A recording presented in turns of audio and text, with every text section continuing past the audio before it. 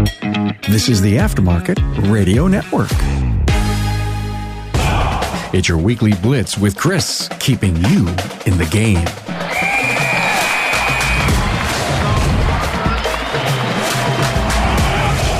Are you ready to supercharge your auto repair business? This is Coach Chris Cotton from AutoFix Auto Shop Coaching. The Weekly Blitz is where industry expertise and business innovation collide, revving your engines for the week ahead. Every episode has game-changing insights, up-to-the-minute industry updates, and practical tips to shift your business into high gear. We're talking about stuff you didn't even know you didn't know, folks. This episode is brought to you by Shop Marketing Pros, the experts in marketing for top-tier auto repair shops. If you're running a successful shop and want to take it to the next level, Shop Marketing Pros is without a doubt your best option. Normally, I go on and have a little bit more copy to read for Shop Marketing Pros, but I wanted to just stop, and I cannot impress upon everybody how special they are at what they do.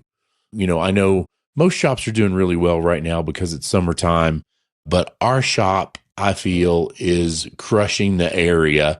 One, it's because the commitment that I made to spend in our market where nobody else has really done before or the previous owners didn't. And number two, it's the great work that Shop Marketing Pros is doing with our Google ads, our local service ads, our SEO, our website. Like, you can't open a Facebook page or Instagram or anything else in our area without seeing something about Firestone of Durango. And we could not have done it and could not continue to do it without Shop Marketing Pros. So from somebody that knows, they are excellent, they're top notch, and I could not recommend them more. Okay. So from websites and SEO to social media and digital ads, Shop Marketing Pros help shop owners like you, like me, fill our bays, grow our revenue, and build the life we've all been working for. If you're ready to take the guesswork out of your marketing, I want you to visit shopmarketingpros.com/Chris and get a free digital marketing inspection and start building the shop of your dreams today. Whew, people, I am on the struggle bus today. I woke up with this weird raspy throat. You know, I read somewhere the other day that razor blade throat is going around. Hopefully I don't have that. Anyway, I hope you're doing well. In episode 1, we talked about the vocabulary that we use in our shops, the acronyms and terms like ARO, GP, tech efficiency, and more. And listen, learning those words is like learning how to read the gauges on your dashboard, right?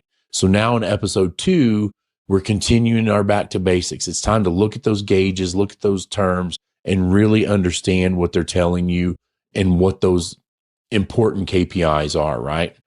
Because here's the deal, numbers don't lie. And if you're ignoring your shop's numbers, then you're ignoring opportunities for more profit, better workflow, less chaos, less satisfied customers. So today I'm going to walk you through some essential KPIs that you need to know, track, and most importantly, act on. These are the performance indicators that separate the top 10% in the industry from everyone else. Before we get started, though, I want to paint a picture for you. Would you drive across the desert with a gas gauge that wasn't working? I seriously hope you wouldn't. Why do you run your businesses without something or things to guide you, something that's trackable and measurable? When I was thinking about this episode, I was thinking, man, Chris, I know you said back to basics, but is this too simple? And this episode is going to sound a lot like last week's episode because we're talking about KPIs and it's the same terms, but we're going to dig in a little bit deeper, right? Is this too simple? Right before I hit the record button, I had this thought again. I'm like, man, maybe we are making this too simple, or I'm making this too simple. But then I immediately thought about the last 2 classes I taught. I taught last week in the San Francisco area and the week before that in Atlanta. And when I got to KPIs and asked shop owners, just like you, what KPIs are you tracking and measuring, and what KPIs are you using to guide your shop? It was crickets. Like, everybody just looked at me. I started asking them individually, you know, what's one KPI that you live or die by? And a lot of people didn't have that answer, which I guess doesn't surprise me. We also in that class talk a little bit about what our margin goals are. And a lot of the shop owners don't have a margin goal. They just like wake up every morning, hit the go button, and wherever they land, they land. Okay. I know it's simple. For some of you people out there, you're going to be like, oh my gosh. But for the bulk of you, I think we're going to have some really, really good meat to this and something for you to sink your teeth into. Let's continue the conversations. Let's get into it and let's keep going. Let's think about something for a second. How often do you get a gut feeling something's off in your shop? Day feels slow, techs look busy, but the bank balance doesn't move.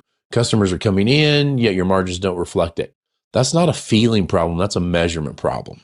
And there's a quote by Peter Drucker that says, what gets measured gets managed. My old coach and a mentor of mine used to tell me, Chris, if we track it and measure it, we can fix it. It's the same with everything. If we track anything and measure anything, we can fix it. Knowing most of the battle, right? Most shops operate in reactive mode. We were slammed this week, or things are kind of dead lately, but without the numbers, that's all just BS and noise. KPIs give you objective truth, and that's the first step towards real sustainable success. Your team also needs these KPIs because it gives them context. Your advisors don't just need to know they booked $3,500 in sales today. They need to know what's the average repair order, what's the average estimate, and if they did or didn't hit their closing rate goal. I don't think any of you would let a technician diagnose a check engine light without data. So why are you running your business without data? KPIs tie into everything: pay plans, customer experience, technician morale, and shop capacity. Get this part wrong and you're building a house on sand. Let's talk through the big hitters. These are terms you're going to have heard last week, but now we're going to go in depth a little bit. These are what I believe the can't ignore them metrics that drive profitability and really guide your store. Some coaches may or may not agree. I don't care. This is how I coach and this is what I believe. So number one, and it's number one for a reason, average estimate. This is your hidden sales potential. You know what happens when shops don't track this? They celebrate a $600 average repair order without realizing they could have had a $1,000 average repair order because they're only recommending 60% of the needed work. There's no process or procedure around it. The reason why this matters is this is a technician and advisor teamwork metric. Are the technicians doing a complete inspection? Are we building full estimates as service advisors? Are those estimates being presented effectively? Those are all the things that we need to be looking at. I teach in class and talk about it all the time. You can't have a $600 average repair order or a $800,000, $900,000 average repair order if your average estimate is $500. You're just never going to get there. Okay. Next, we have the average repair order. This is the money multiplier. A high car count with a low average repair order is just a hamster wheel of exhaustion. You're doing more work for less payoff. I want you to look at ARO in relation to the type of services you're selling. Oil services and tires will bring it down a little bit. Your gross profit per hour will go up, but at the same time, are we looking at the average estimate and what are we selling and how does that relate into the average repair order? And so when I'm going to get into it a little bit more in just a minute, but when you're thinking of these things, I need you to think of what does our scorecard for success look like? What 4, 3, 5 things do we have on that we're tracking every day, weekly, to know if we're winning or not? Okay. And this is what we're talking about. If you don't know real quick what your average repair order should be, this is pretty much standard across the United States. General repair should be 6 times your labor rate. Euro luxury diesel should be 9 times your labor rate. And lube and tire shop should be about 4 times your labor rate, but with high volume. And if you're not getting into those areas, then there's probably reasons why. Better inspections, better estimates, better write-ups, things like that. Okay.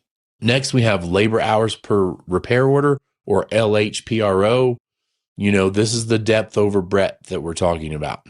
This tells you how many labor hours and how much labor you're selling per job. More labor hours typically equates to better technician efficiency, hopefully fewer comebacks and higher revenue per bay. Would you rather rack 50 cars a day at $300 a car, or would you rather rack 25 cars a day at $600 a car? And the goal hours per repair order for general repair shop should be 3. Euro luxury diesel should be 4.5 or more. Lube and tire shop should be 2 hours per car. Okay. If you're not doing that in those areas, then we need to figure out, why are we not doing that? What are we doing? If you're like general repair, the Euro and diesel, like we're talking about, if you're below 2, you're doing quick hits and missing the meat on the bone. Like you're just basically an order taker and not doing anything else. And if you're below an hour and a half, you're basically working for free. Like you are just, and I would say that you're not doing your customers a service. Like you're overlooking things to just hit quick and get them out. When we think about processes and procedures, I want you to think of it this way. If you train advisors to sell maintenance packages, this number starts climbing. If you do the wraparound services on items, it will help increase this, and it's better for the car and better for the customer. I want you to remember, don't sell a belt, sell a system, right? Like, what are you doing? Something that ties into our labor hours per repair order is your labor gross profit margin. This should be your number one profit driver in your shop. Labor should account for over 50% of your sales in the shop. When I bought the shop that we have now, it was kind of weird. It was like a almost identical 33% tire sales, 33% labor sales, 33% part sales. Well, now we're consistently in the 55% range for labor sales, and then those other two fill in there. Labor is your number one profit driver. I think it gets overlooked, but it's crucial. Our goal when I teach in class, talk to clients, is 71%. That's how we need to set up our labor rate. I would say if you're hitting 65 or better, then you're doing pretty good. But we just have to look at that, And what are the biggest killers of our labor margin? Over discounting, paying flat rate technicians without managing efficiency, or just not charging enough for labor, right? I want you to think of it this way. If your labor margin is at 55%, then guess what? You need to sell 22% more work to make the same net profit as someone with a 70% labor margin. Work smarter, not harder, people. Okay. Next, we have the parts gross profit margin. I need you to watch this like a hawk. The goal's 55% minimum. Use your matrix pricing and bundle part service packages together. Don't use the same markup for every part. Have a parts matrix. Don't use anybody else's list price unless the list price is more than what your matrix price is. I want you to watch car count. And that's the next one. Not all traffic's good traffic. You're not Walmart. You're a specialized high trust service business. And I would even say if you have a quick lube or a lube with pits, you're still 10 times better than some of the stuff we see out of some of those big box places. Okay. High car count and low average repair order typically leads to burnout technicians, fried service advisors, and unhappy customers. Sometimes it can't be helped, but again, slow down, work smarter, not harder.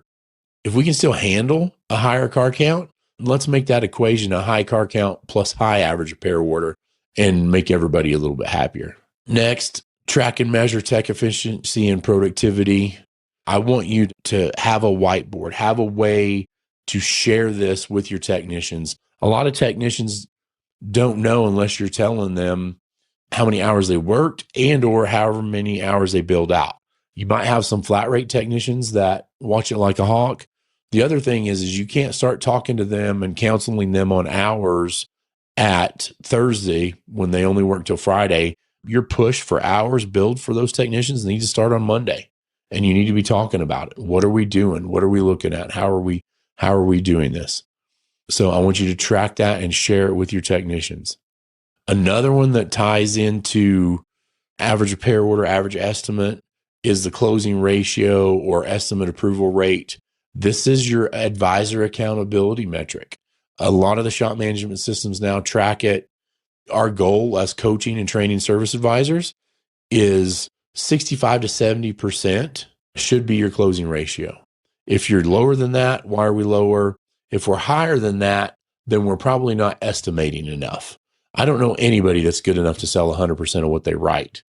And then a lot of times you got to watch out for service advisors. Instead of clicking the button and deferring this work or declining the work, they just delete it. And so that doesn't go in there and show against what the average estimate is. And we definitely do not want that, right? We also want to track this by individual, not just shop wide. You could have one advisor that's at 80% while another's at 40% and nobody's saying anything about it. So we need to figure out how to close that gap. Do we use scripts? Do we use phone training? Do we do RO audits to coach this up? You don't have a sales problem. You have a communication and confidence problem.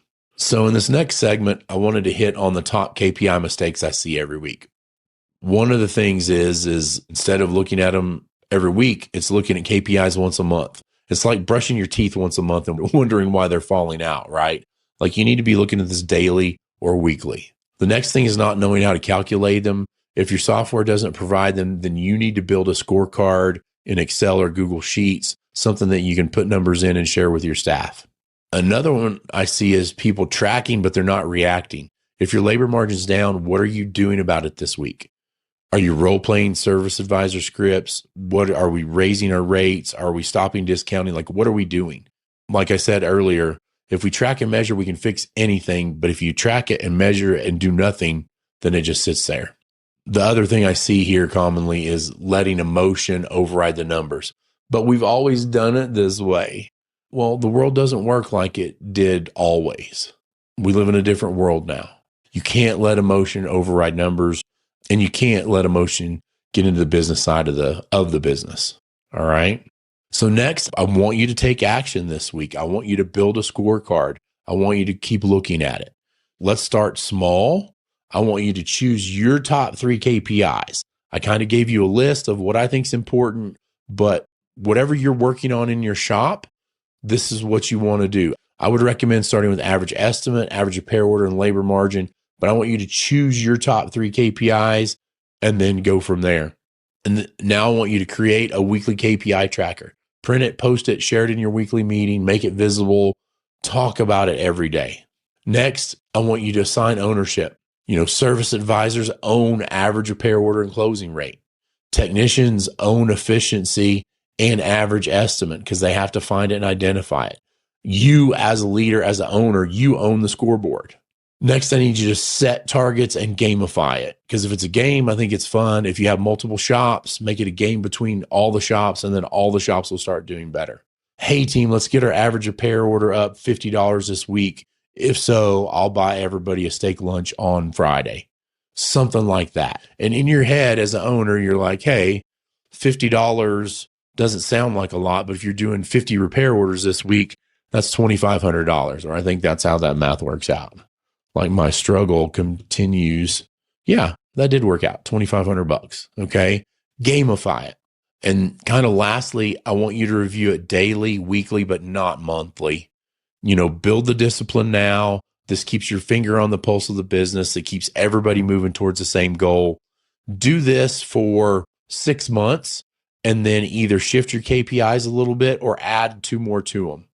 Okay. And then keep building that. Make sure you talk about numbers with everybody. Last week, we talked about sharing vocabulary with everybody and making sure everybody's on the same page. Now I want you to share the KPIs with everybody and make sure that everybody's driving together. Episode 1, I gave you the vocabulary. Episode 2, we just gave you a little bit of the roadmap. Numbers don't have emotions. They don't lie, and they don't care how busy you feel. If you want to grow your shop, live a better life, and reduce stress, then these KPIs are your way out of the chaos. If this episode lit a fire under you, I want you to visit autoshopcoaching.com and check us out. If you like what you see, you can always sign up for a discovery call, get on my scheduler. We'll talk. We'll see what's going on in your business. Okay. I want to give another shout out to our sponsor, Shop Marketing Pros. They're the only marketing company I recommend, and they handle all the marketing for my shop as well. And my gosh, people, I can't tell you how great we're doing right now. I know it's not always like this. It's not always going to be like this, but it definitely does make a difference. If you're serious about growth, you need strategies that actually work. Better websites, higher Google rankings, and ads that bring real customers through your doors. I want you to go visit shopmarketingpros.com/Chris to partner with a team that understands your business, because every great shop deserves marketing that's just as great. Thanks for tuning in to the Weekly Blitz. Remember, it's time to rise, grind, and keep your mindset positive. Until next time, this is Coach Chris Cotton signing off. Have a great day, everybody. You've been listening to the Weekly Blitz with Coach Chris Cotton on the AftermarketRadioNetwork.com. Follow Chris on your favorite podcast listening app. Let him know what you'd like him to cover. His email is in the show notes. Chris is all for advancing the aftermarket.